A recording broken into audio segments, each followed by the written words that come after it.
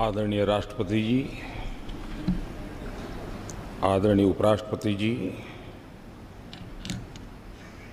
लोकसभा के अध्यक्षा जी, पूर्व प्रधानमंत्री आदरणीय देवेगौड़ा जी, मंत्रिपरिषद के मेरे साथी, सदन के सभी सम्मानित सदस्यगण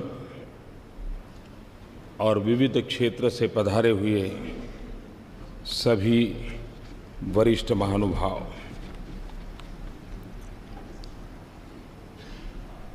राष्ट्र के निर्माण में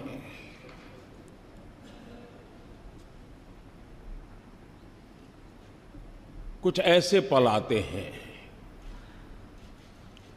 जिस पल पर हम किसी नए मोड़ पर जाते हैं, नए मुकाम की ओर पहुंचने का प्रयास करते हैं।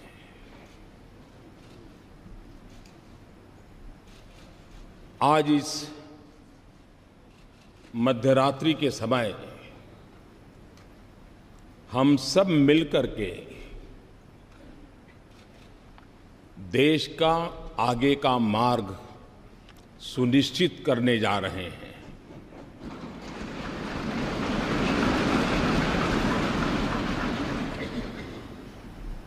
कुछ देर बाद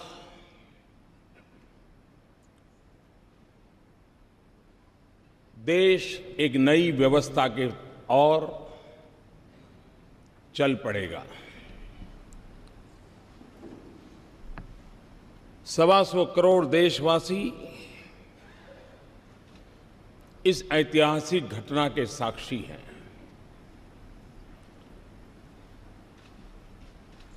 जीएसटी की ये प्रक्रिया ये सिर्फ अर्थव्यवस्था के दायरे तक सीमित है, ऐसा मैं नहीं मानता। पिछले कई वर्षों से अलग अलग महानुभावों के मार्गदर्शन में, नेतृत्व में, अलग अलग टीमों के द्वारा जो प्रक्रियाएं चली हैं, वो एक प्रकार से भारत के लोकतंत्र की, भारत के संघीय ढांचे की, कोऑपरेटिव फेडरलिज्म के हमारे कंसेप्ट की एक बहुत बड़ी मिसाल के रूप में आज ये अवसर हमारा आया है।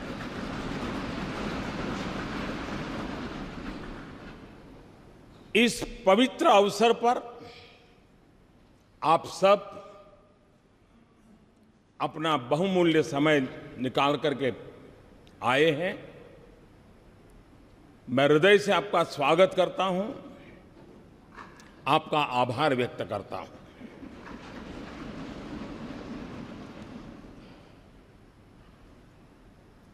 ये जो दिशा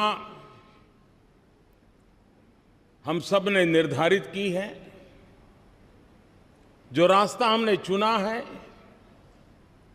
जिस व्यवस्था को हमने विकसित किया है, यह किसी एक दल की सिद्धि नहीं है।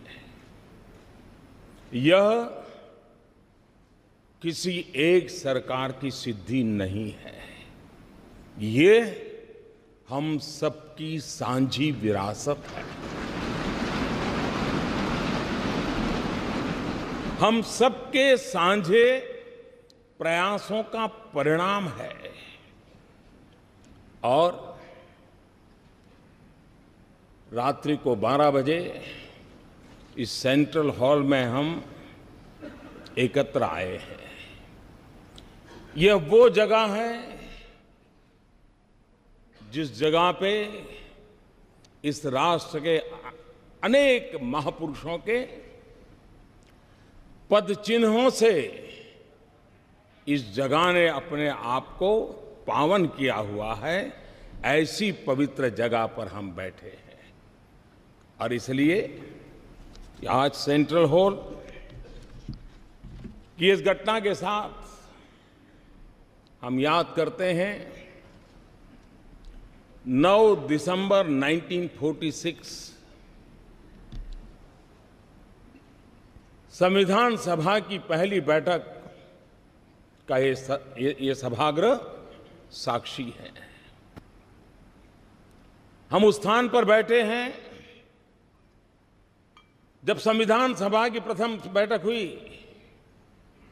पंडित जवाहरलाल नेहरू, मौलाना अब्दुल कलाम आजाद, सरदार वल्लभ भाई पटेल, बाबा साहब आम्बेडकर, आचार्य कृपलानी, डॉक्टर राजेंद्र बाबू, सरोजिनी नायडू, ये सब महापुरुष पहली कतार में बैठे हुए थे।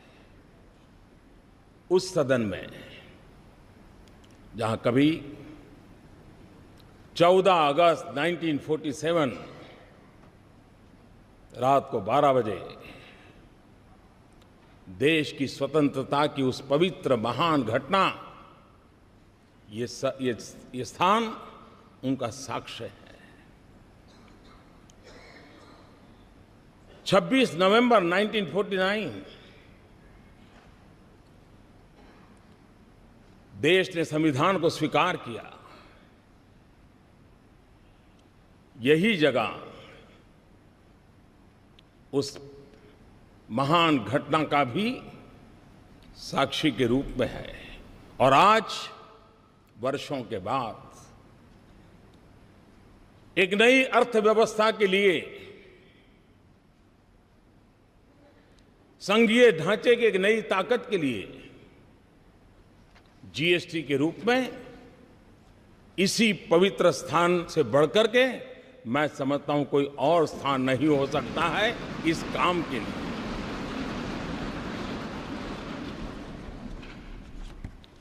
संविधान का मंथन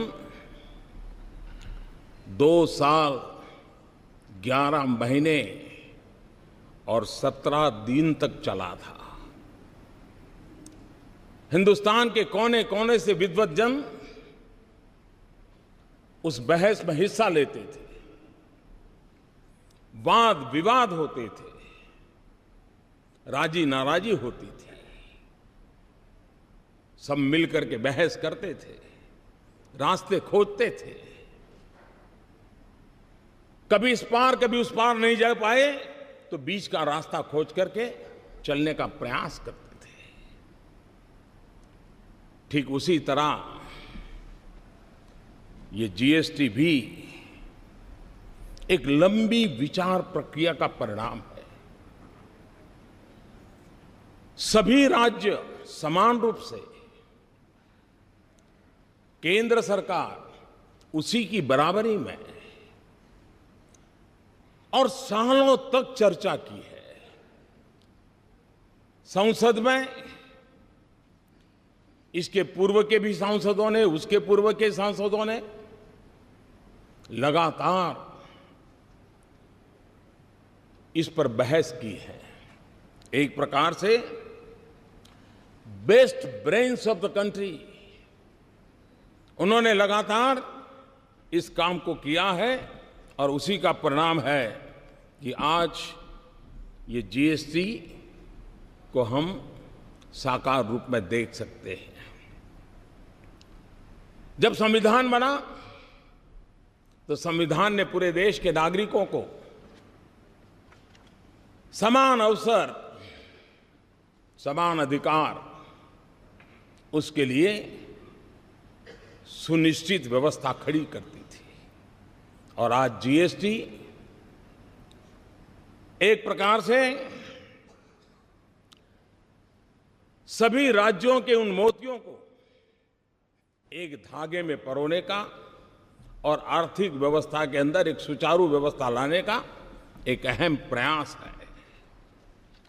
जीएसटी ये कोऑपरेटिव फेडरलिज्म की एक मिसाल है जो हमें हमेशा हमेशा और अधिक साथ मिलकर चलने की ताकत देगी। जीएसटी ये टीम इंडिया का क्या परिणाम हो सकता है, ये टीम इंडिया की कर्तृत्व शक्ति का, सामर्थ्य का परिचायक है। ये जीएसटी काउंसिल केंद्र और राज्य ने मिलकर के उन व्यवस्थाओं को विकसित किया है जिसमें गरीबों के लिए जो पहले उपलब्ध सेवाएं थी उन सारी सेवाओं को बरकरार रखा है। दल कोई भी हो, सरकार कहीं की भी हो, गरीबों के प्रति संवेदनशीलता इस जीएसटी के साथ जुड़े हुए सब लोगों ने समान रूप से उसकी चिंता की है। मैं जीएसटी काउंसिल को बधाई देता हूं। अब तक इस काम का नेतृत्व जिन जिन लोगों ने किया है, अरुण जी ने विस्तार से कहा था, मैं उसका पुनरावर्तन नहीं करता हूं। मैं उन सबको भी बधाई देता हूं। इस प्रक्रिया को जिन जिन लोगों ने आगे बढ़ाया उन सबको मैं बधाई देता हूं। आज जीएसटी काउंसिल की 18वीं मीटिंग हुई और थोड़ी देर के बाद जीएसटी लागू होगा। ये भी संजोग है कि गीता के भी 18 अध्याय थे और जीएसटी काउंसिल की भी 18 मीटिंगें हुई और आज हम उस सफलता के साथ हम आगे बढ़ रहे हैं। एक लंबी प्रक्रिया थी, परिश्रम थी, शंका आशंकाएं थी, राज्यों के मन में गहरे सवाल थे, लेकिन अथाग पुरुषार्थ, परिश्रम, दिमाग की जितनी भी शक्ति उपयोग में लाई जा सकती है ला करके इस कार्य को पार किया है। चाणक्य ने कहा था, यद्दुरम यद्दुराद्यम यच्च दुरे व्यवस्थितम तत्सर्वम तपसा साध्यम तपो ही दुर्ति क्रमम। चाणक्य के इस वाक्य ने हमारी इस पूरी जीएसटी प्रक्रिया को बड़े अच्छे ढंग से कहा है। कोई वस्तु कितनी ही दूर क्यों न हो, उसका मिलना कितना ही कठिन क्यों न हो, वो पहुंच से कितनी ही बाहर क्यों न हो, कठिन तपस्या और परिश्रम से उसे भी प्राप्त किया जा सकता है और ये आज हुआ है। हम कल्पना करें कि देश आजाद हुआ, 500 से ज्यादा रियासतें थी। अगर सरदार वल्लभ भाई पटेल ने इन रियासतों को मिलाकर के देश को एक न किया होता, देश का एकीकरण न किया होता, तो भारत का राजनीतिक मानचित्र कैसा होता, कैसा बिखराव होता। आजादी होती लेकिन देश का वो मानचित्र कैसा होता। जिस प्रकार से सरदार वल्लभ भाई पटेल ने रियासतों को मिलाकर के एक राष्ट्रीय एकीकरण का बहुत बड़ा काम किया था, आज जीएसटी के द्वारा आर्थिक एकीकरण का एक महत्वपूर्ण काम हो रहा है।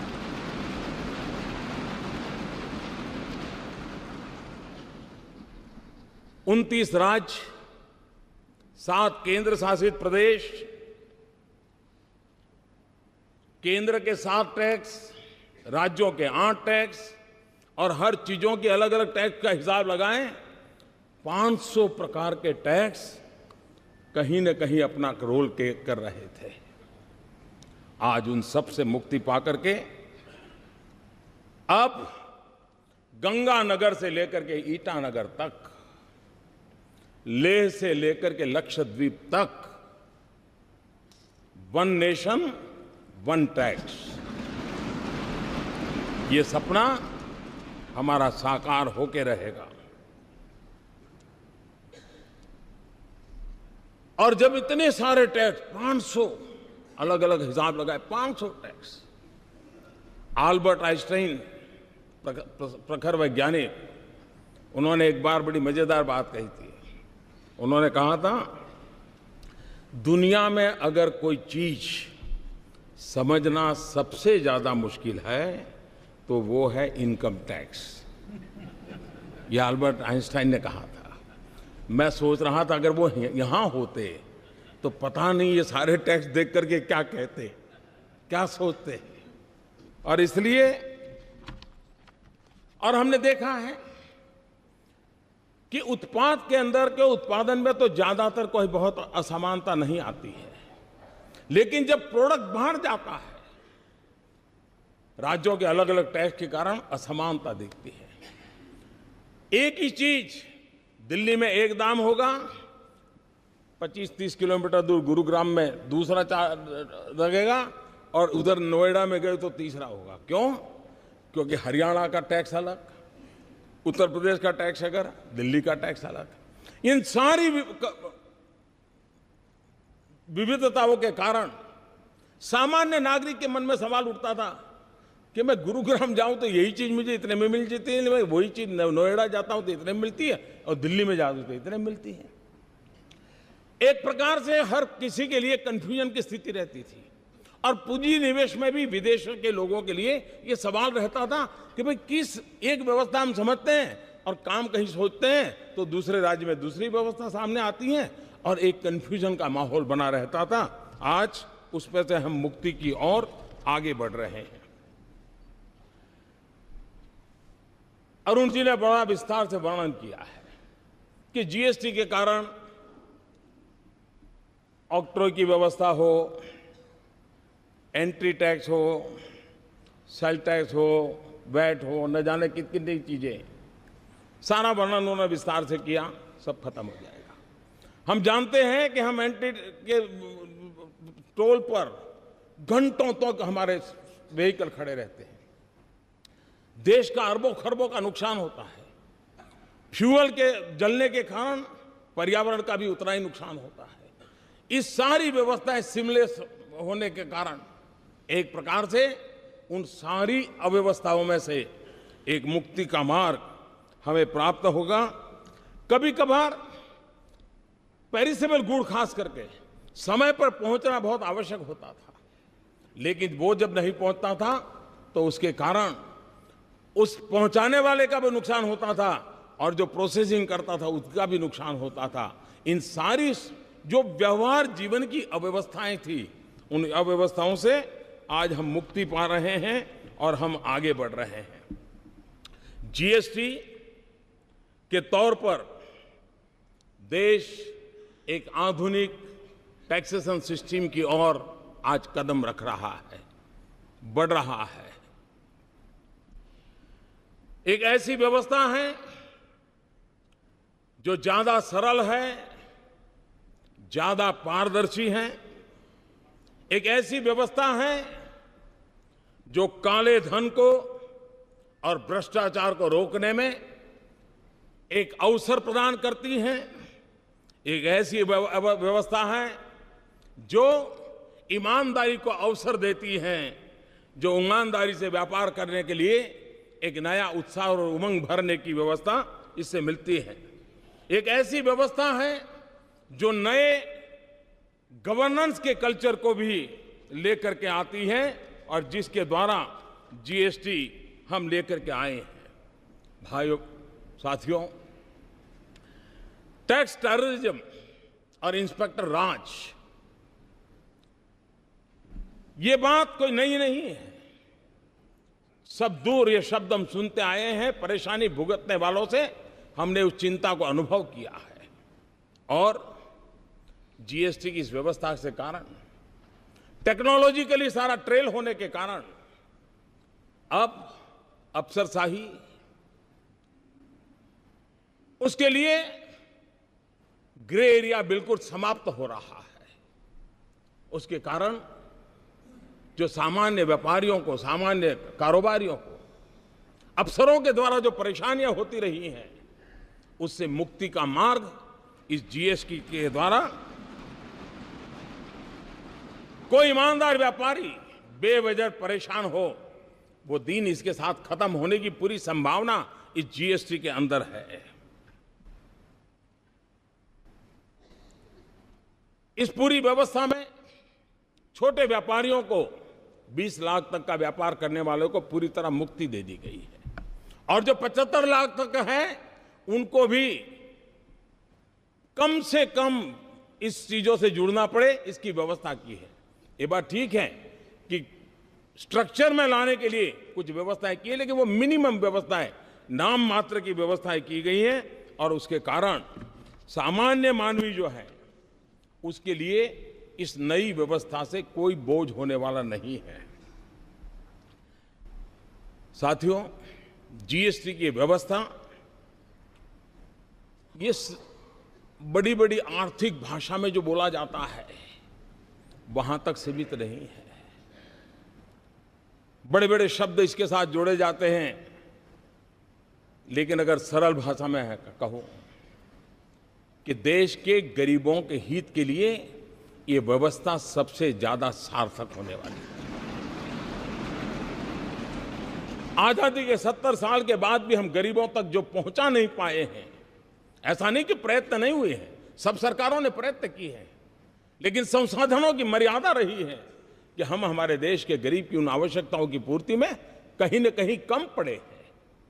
अगर हम संसाधनों को सुव्यवस्थित ढंग से, और बोझ किसी एक पर न जाए, बोझ स्प्रेड हो जाए, हॉरिजॉन्टल जितना हम स्प्रेड करें उतना ही देश को वर्टिकल ले जाने की सुविधा बढ़ती है। और इसलिए उस दिशा में जाने का काम, अब वो कच्चा बिल पक्का बिल ये सारी खेल खत्म हो जाएंगे, बड़ी सरलता हो जाएगी। और मुझे विश्वास है छोटे मोटे व्यापारी भी ये जो गरीब को बेनिफिट मिलने वाला है वो जरूर उसको ट्रांसफर करेंगे, ताकि गरीब का भला हम लोगों को आगे बढ़ाने के लिए बहुत बहुत काम आने वाला है। कभी कभी आशंकाएं होती हैं कि ये नहीं होगा, टिकना नहीं होगा, फलाना नहीं होगा। और हमारे देश में हम जानते हैं कि जब 10th और 12th के रिजल्ट ऑनलाइन देने की शुरुआत की और एक साथ सब गए जब, तो सारा हैंगअप हो गया और दूसरे दिन खबर यही बन गई कि ऐसा हो गया। आज भी काफी इसी चर्चा होती है। ये बात ठीक है कि हर किसी को टेक्नोलॉजी नहीं आती है, लेकिन हर परिवार में 10वीं 12वीं का अगर विद्यार्थी है तो उसको ये सारी चीजें आती हैं। कोई मुश्किल काम नहीं, इतना सरल है। घर में 10वीं 12वीं का विद्यार्थी भी रहता है तो चीजें छोटे से व्यापारी को भी, और वो मदद कर सकता है, रास्ता निकल सकता है। जो लोग आशंकाएं करते हैं, मैं कहता हूं कृपा करके ऐसा मत कीजिए। अरे आपका पुराना डॉक्टर हो, आप उसी से अपनी आंखें लगातार चेक करवाते हो, वही हर बार आपके नंबर निकालता हो, आपका चश्मा बनाने वाला भी निश्चित हो, आप वहाँ आपके नंबर बनवाते हो, और फिर भी जब नया नंबर वाला चश्मा आता है तो एक आध 2 दिन तो आंख ऊपर नीचे करके एडजस्ट करना पड़ता है। ये बस इतना ही है। और इसलिए थोड़ा सा हम प्रयास करेंगे, इस व्यवस्था के साथ हम आसानी से जुड़ जाएंगे। और इसलिए मैं आपसे आग्रह करता हूं कि अफवाहों के बाजार को बंद करें, और अब जब देश चल पड़ा है तो सफल कैसे हो, देश के गरीब जनों की भलाई के लिए कैसे काम हो, उस पर हम दे करके चलें। और तब जाकर के जीएसटी की इस निर्णय का वैश्विक इकोनॉमिक वर्ल्ड में एक बहुत सकारात्मक प्रभाव हुआ है। भारत में जो पूंजी निवेश करना चाहते हैं उनके लिए भी एक प्रकार की व्यवस्था बहुत आसानी से वो समझ पाते हैं और उसको चला पाते हैं। मैं समझता हूं भारत में, और आज दुनिया का एक प्रिय डेस्टिनेशन के रूप में, निवेश के लिए प्रिय डेस्टिनेशन के रूप में भारत को हर प्रकार से स्वीकृति मिली है। और इसके लिए मैं समझता हूं कि एक अच्छी सुविधा विश्व व्यापार से जुड़े हुए लोगों को भी भारत के साथ व्यापार करने की मिलेगी।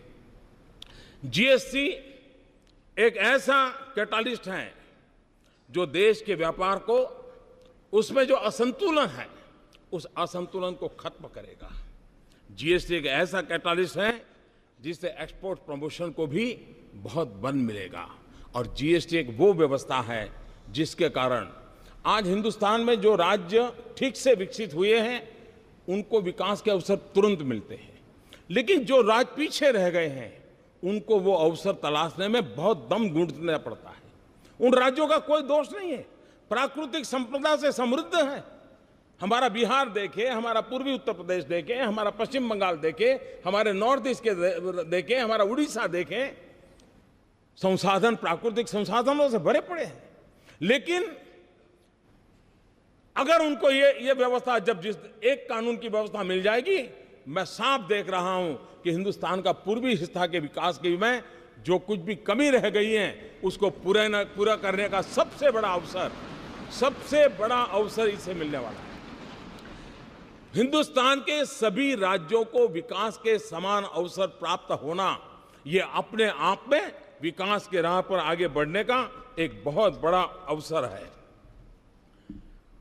जीएसटी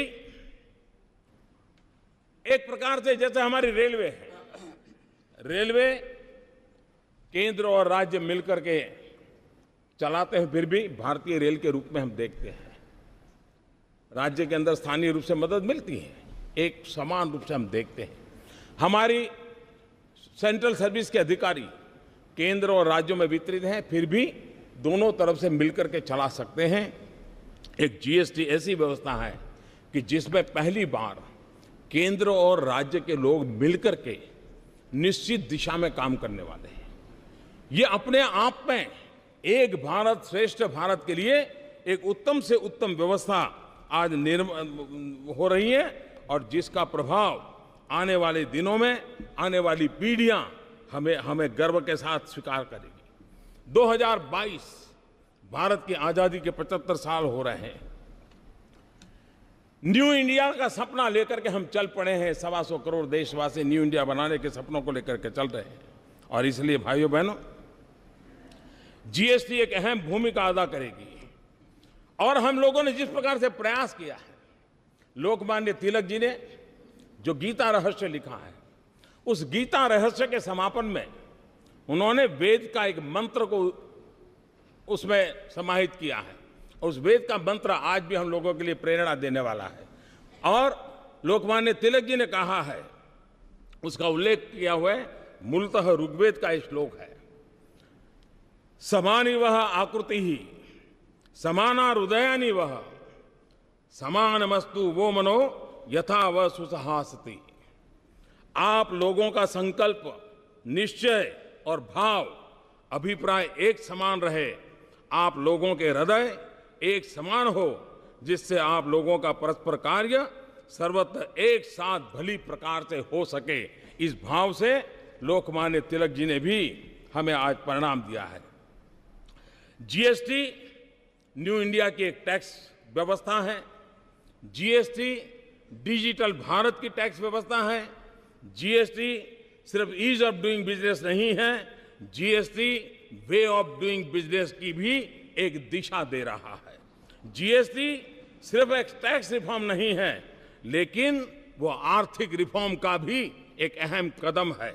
जीएसटी आर्थिक रिफॉर्म से भी आगे एक सामाजिक रिफॉर्म का भी एक नया तबका, जो एक ईमानदारी के उत्सव की दिशा में ले जाने वाला ये बन रहा है।